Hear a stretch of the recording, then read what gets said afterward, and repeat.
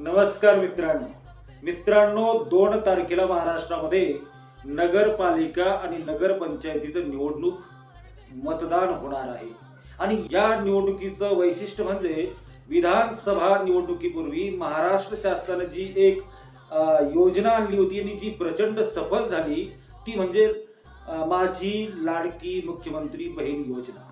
आता त्याच धर्तीवर संपूर्ण महाराष्ट्रामध्ये आपल्या राज्यातील विविध पक्षातील नेत्यांनी नवीन योजना आणली आहे आणि तीही प्रचंड सफल होईल असं चिन्ह दिसत आहे आणि त्या योजनेचं नाव आहे माझी लाडकी बायको योजना।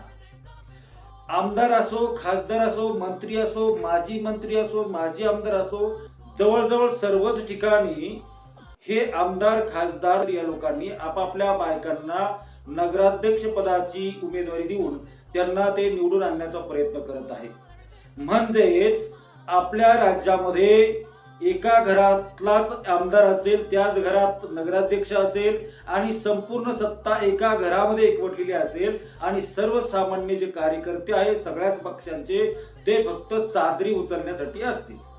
आणि विशेष म्हणजे जे पक्ष घराणेशाहीचा आरोप इतर पक्षांवर करत होते त्याही पक्षाच्या नेत्यांनी आपापल्या बायकांना उमेदवारी देऊन काँग्रेस सारख्या पक्षाला दाखवून दिलं की आम्ही कुठे मागे नाही।